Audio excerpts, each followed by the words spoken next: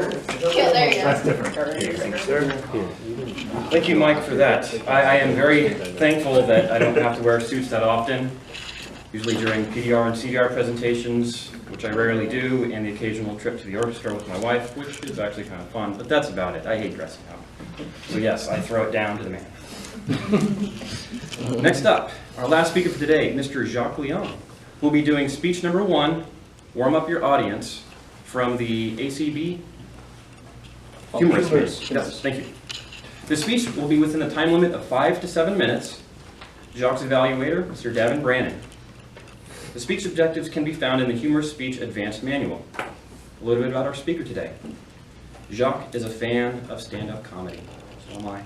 His favorite comedian is Russell Peters, one of my favorites, an internationally known performer.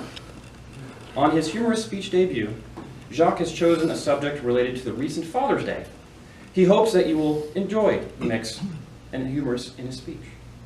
The title of Jacques' speech today is Magical Fatherhood. Jacques, welcome.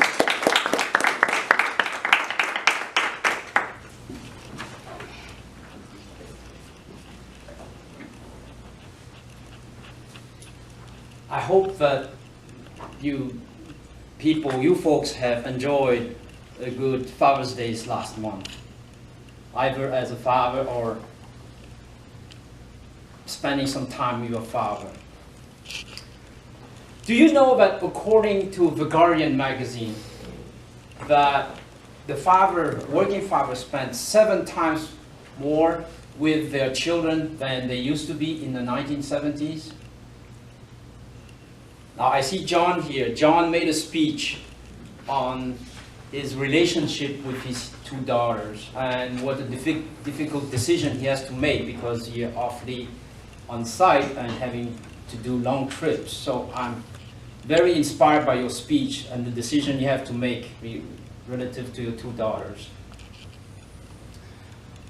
Mr. Toastmaster, ladies and gentlemen, all fathers, a story about fatherhood. A father of 5 has won a toy at a raffle. It's not the ordinary toy, it's the coolest toy that every child would only dream of having. Faced with the dilemma of one toy for 5 children, he can sense the tension amongst the room when he gathered all 5 children. So he's thinking, how am I gonna determine who gets a toy? First question he has is, who is the most obedient of you? Then he goes, who does not talk back to mother? Finally he says, who does everything that mother says?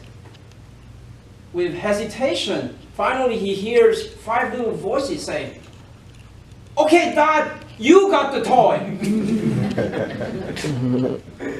So back to the study, the same study which was done by toy maker Chad Valley. Actually, back to the study made by The Guardian magazine.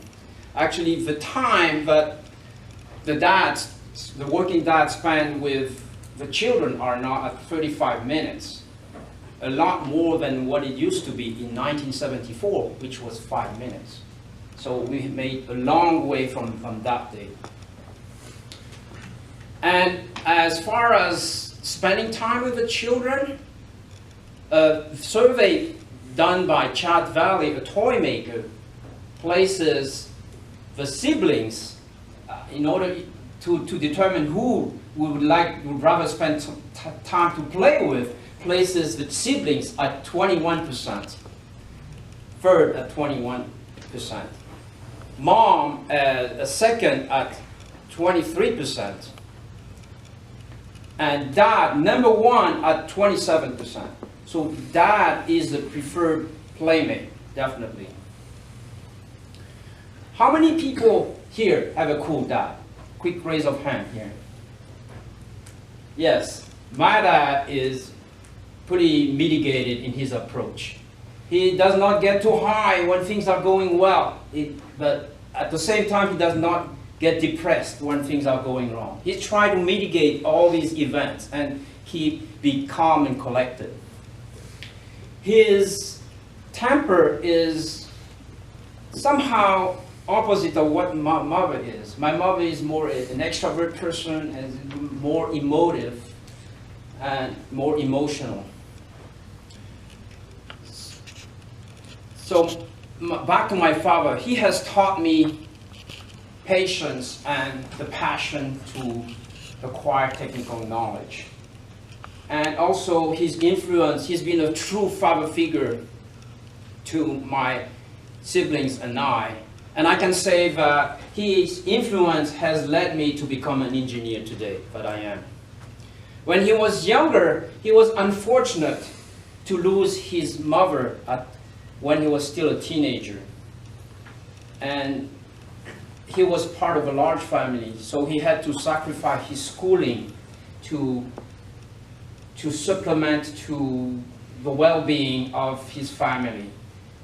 So it was quite unfortunate for him, but despite that, he made the sacrifice, and despite this situation, he has been a street-smart entrepreneur. Actually, my parents has brought us from the isolation of Madagascar to Canada. And the rigor of Canada, you know, the climate is pretty harsh sometimes, but we adapted to this difficult circumstance. Thanks to their synergy they have developed among the couple, which brought us to success to this day.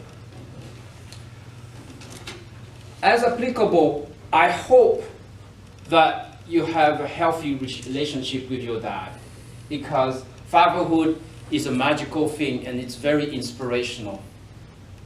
If the relationship is not healthy, I urge you to do anything in your power to improve it. It is a sacred bond that nothing should preempt. For example, I think that you need to take care of your dad even if you have to miss watching the Super Bowl, for example. And I believe that between the generation, talking about different generations here, there should be some mutual respect among the generation. As much as we have to respect the older generation, our dad, our mom's generation, they have to also understand where the young generation are coming from, because they cannot compare what was in their time with what's happening right now. So there should be some mutual understanding. Back to the older generation, saying that I have only love and respect for what they have done for me, what they have built, their sacrifices. And that sacrifice has led us to growth and prosperity. So let's have that gratitude and deep appreciation for that gift. It's the Toastmaster.